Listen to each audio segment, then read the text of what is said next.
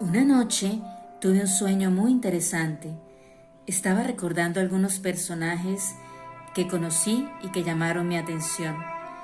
Cuando tenía 15 años, tuve la oportunidad de viajar a Europa y en el aeropuerto de Madrid, tan congestionado en la época de verano, nos tocó hacer escala vía Londres.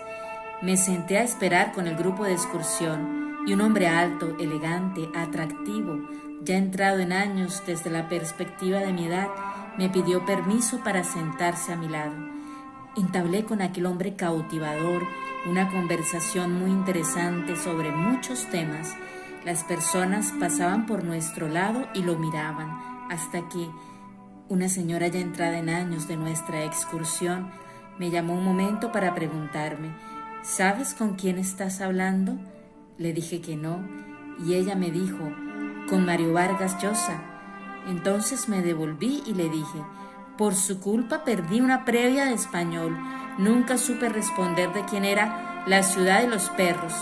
Él se rió, me regaló una dedicatoria en una servilleta y, como si nada, seguimos conversando.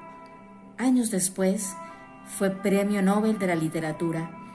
En ese viaje tuve la fortuna de conocer al Papa Juan Pablo II, declarado santo de la Iglesia, en su acostumbrado saludo en el Vaticano, y a una señora que estaba comprando muy cerca del aparador donde me encontraba, en el Corte Inglés en Madrid. La gente estaba alborotada mientras yo estaba hipnotizada con el hombre tan atractivo que estaba a su lado. Luego supe que era su guardaespaldas y que la señora era la reina Sofía.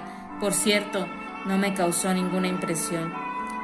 Cuando estudiaba en la Universidad Javeriana, asistí en una ocasión a un congreso de creatividad en donde conocí a Manfred Max Neef y su famosa teoría del desarrollo a escala humana.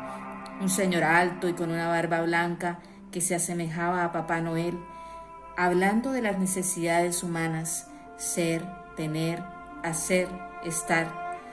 La felicidad y satisfacción del ser humano no será completa hasta que no se satisfagan todas sus necesidades, que van de las más esenciales a las más superiores del espíritu. Pero con los niveles de pobreza de América Latina, escasamente se alcanzan las necesidades de subsistencia. En la maestría de comunicación, tuve como profesor a un personaje clave de mi campo de conocimiento, Jesús Martín Barbero. Por primera vez pude llamar en mi universidad a alguien maestro. Podía hablar horas con un discurso tan estructurado, coherente, inteligente, sin tener una sola hoja con ideas para revisar, una ayuda audiovisual ni nada que se le pareciera. Español, solía vestirse como un cura jesuita, con un saco con cuello de tortuga, una chaqueta y pantalón azul que le hacía juego todos los días de la misma forma. Yo tenía una teoría: o tenía un closet lleno de la misma ropa para no pensar, no creo que perdiera tiempo en eso, o todos los días se ponía lo mismo sin lavar. De cualquier manera, cuando empezaba a hablar, olvidaba todas mis conjeturas. Pero en el sueño que tuve, conocí a un personaje muy admirado por mí, el poeta Mario Benedetti, en una mesa hablando con otro hombre más o menos de su misma edad. Al verlo, mi corazón saltó de emoción y corrí a comprar un libro para que me lo firmara. Me miró sonriente y me invitó a sentarme en su mesa.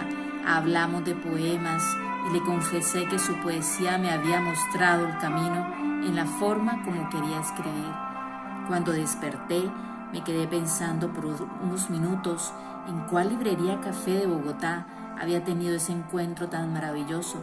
Entonces caí en cuenta que había sido un sueño. Si hubiera sido real, no hubiera sido tan cálido, no hubiera ni siquiera existido. Así que me sentí feliz por conocer a mi poeta de esa manera, quien falleció en el año 2009. Aunque sí he tenido la fortuna de conocer dos poetas colombianos muy queridos por mí, porque sus letras me emocionan. A la primera la vi sentada en el escritorio de su oficina, muy concentrada, mientras recorría por primera vez la Casa de Poesía Silva en Bogotá. María Mercedes Carranza, Pasé toda la tarde consultando libros de poesía que me gustaban y compré algunos separadores bellamente pintados con fragmentos de poemas de amor de Jaime Sabines, poeta mexicano. Sobre las 6 de la tarde hubo un recital en el salón destinado para ello y ella salió a escuchar a los poetas. Entonces tuve la oportunidad de saludarla. La poetisa se suicidó en el año 2003 después de una fuerte depresión que dicen fue causada por la tristeza que le causaba el secuestro de su hermano por las FARC, la muerte de 2 amigas cercanas y el magnicidio de Luis Carlos Galán, que no podía superar en un país en el que ya no creía. El segundo poeta, Darío Jaramillo Agudelo, en un recital de la Universidad Nacional, en donde tuve la oportunidad de saludarlo, y algunos años después pudimos conversar en privado por más de media hora antes de su presentación en la Feria del Libro de la Biblioteca Julio Pérez Ferrero de mi ciudad.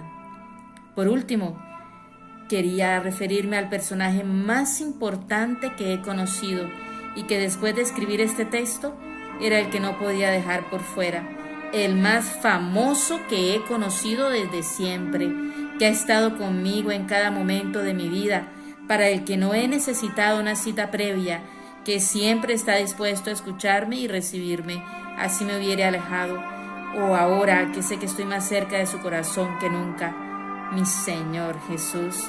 Para Él, todo mi amor, toda mi admiración, toda mi dicha y toda mi vida.